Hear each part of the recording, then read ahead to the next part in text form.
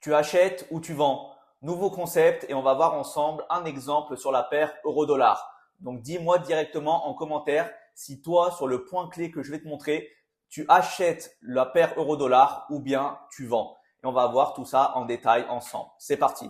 Donc là, tu le vois comme toujours, je suis sur TradingView en unité de temps daily et du coup, j'ai utilisé l'outil replay qui m'a permis de revenir en arrière et on va dérouler tranquillement le setup sur la paire euro-dollar pour voir si toi tu avais acheté ou bien vendu à ce niveau-là et pourquoi il fallait soit acheter ou vendre. Donc c'est parti. Donc tu le vois, dans un premier temps, on était d'un point de vue fondamental très baissier sur la paire euro-dollar par rapport au, on va dire au mois de mai 2021 jusqu'à octobre 2022. Tu vois qu'on a vraiment eu une tendance baissière où là c'était vraiment caractéristique. On avait des bas de plus en plus bas et également des hauts de plus en plus bas. Donc là, on était vraiment caractéristique d'une tendance baissière avec une phase de baisse, ensuite un retracement, phase de baisse, retracement, etc. Et donc, à partir de là, on va se demander s'il fallait acheter ou bien vendre. Tu le vois également, si on utilise un outil de retracement de Fibonacci, je te conseille d'aller voir la dernière vidéo YouTube que j'ai fait à ce sujet si tu veux vraiment comprendre comment l'utiliser et l'adapter à ton trading. Tu le vois que là, sur la paire euro-dollar, on a très bien été rejeté sur le niveau des 61,8 de Fibo. Donc là, le niveau des 1,12,5 était vraiment défendu par les vendeurs sur la paire euro-dollar. Donc maintenant qu'on a vu ça, on va essayer de comprendre, est-ce qu'on est toujours dans une dynamique baissière ou bien est-ce qu'on va repartir en tendance haussière? Potentiellement, on aurait pu avoir un premier scénario. On arrive ici en phase de consolidation. Et ensuite, on va avoir du coup ici deux scénarios. Soit on continue la baisse et on enfonce les plus bas pour aller jusqu'au 0,95 et plus bas. Ou soit autre scénario, je te le donne également ici, tendance baissière, phase de consolidation. Et donc là, potentiellement, on vient pour repartir en tendance haussière. Donc ça, ce sont les deux scénarios que l'on a en tête sur la paire euro-dollar. Donc maintenant, si je continue, donc là, je vais faire défiler avec l'outil replay pour voir qu'est-ce que va nous donner le marché. Donc là, je m'arrête ici. On peut notamment, dans un premier temps, définir ici une phase de range. Vous le voyez ici, on a vraiment le marché qui est contenu entre un niveau de support et un niveau de résistance. Donc les acheteurs défendent le niveau des 1,04 500, 1,05 et on a également les vendeurs qui, vous le voyez ici, défendent les 1,12,5, 1,12,7. Donc là, ce qui est intéressant avec du coup l'outil de replay, c'est qu'on va pouvoir du coup continuer à dérouler le marché pour essayer de comprendre ce qui peut se passer. Donc là, on continue. Là, on est dans la phase de range. Ensuite, on vient breaker le range à la baisse.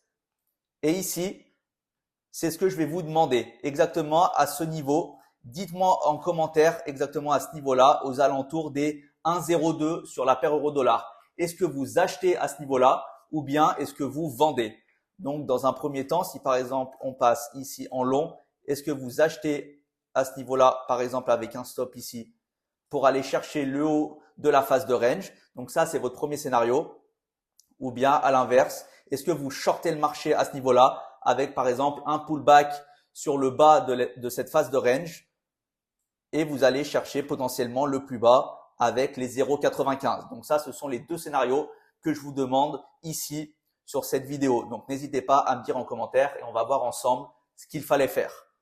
Alors, dans un premier temps ici, je vais commencer par analyser un petit peu ce retracement. Donc, dans un premier temps, on peut prendre notre outil de Fibonacci du point bas jusqu'au plus haut ici de cette phase de range. Et on voit déjà ici qu'on est sur les 61,8 de Fibonacci. Donc 61,8, vous le savez, c'est un niveau très intéressant sur les retracements de Fibo. Pourquoi? C'est parce que c'est un niveau qui est suffisamment profond pour potentiellement entrer en position avec un bon ratio risk-reward. Également, ici, on a de la prise de liquidité. On définit le plus bas exactement à ce niveau-là. Et donc là, potentiellement, vous le voyez ici, on vient récupérer de la liquidité. Donc là, on commence à avoir plusieurs confluences de pourquoi il faut acheter sur ce niveau. Ensuite, on va continuer notre analyse avec le replay. Vous voyez ici, donc là, on a une zone de consolidation qui se passe sur la zone entre les 50% de Fibo et les 61,8. Et moi, ce que je vais attendre ici pour potentiellement entrer en position, je vais vous le dessiner ici de manière théorique, je vais attendre un changement de tendance. Donc en daily sur zone, je vais attendre potentiellement qu'on passe d'une tendance baissière à une tendance haussière. Et donc là, j'attends un change of character. Je vais vous le donner. Alors ici, vous le voyez, on est en tendance baissière avec des bas de plus en plus bas et également des hauts de plus en plus bas. Et ensuite, j'attends ici de breaker le précédent high à ce niveau-là qui m'indique que ici, du coup, on est sur un change of character, un shosh. Je vais vous le mettre ici. Et donc là, pour moi, ça m'indique que potentiellement, c'est un niveau qui est défendu par les acheteurs. Ils ont repris la main sur les vendeurs. Et là, j'attends de rentrer sur le retracement pour avoir un meilleur ratio risk-reward et ensuite passer à l'achat. Donc là, maintenant que vous avez vu ça, on va essayer de zoomer en détail sur la zone pour essayer de comprendre ce qu'il s'est passé. Donc, vous voyez, par rapport à la théorie que je viens de vous donner, vous le voyez, on a ici des bas de plus en plus bas.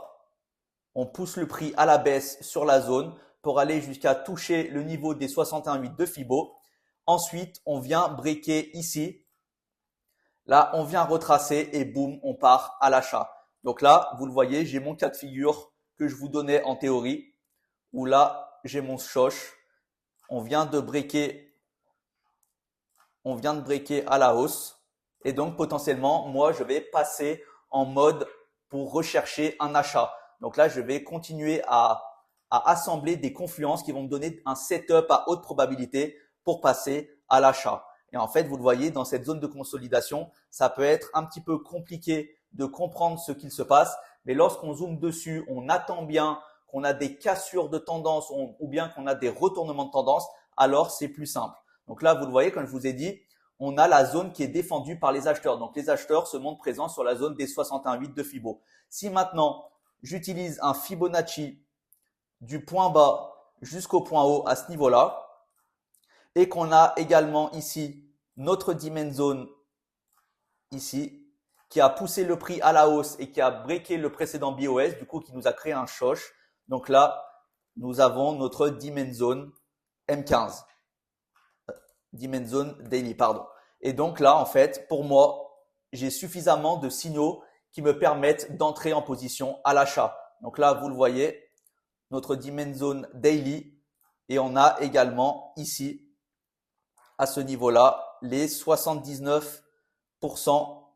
On a également les 70,5 et les 61,8. Donc, je vous le rappelle, sur Fibo, c'est la sweet spot area. C'est la zone intéressante pour entrer en position. Pourquoi? Parce qu'on a un retracement qui est très profond avec un très bon ratio risk-reward.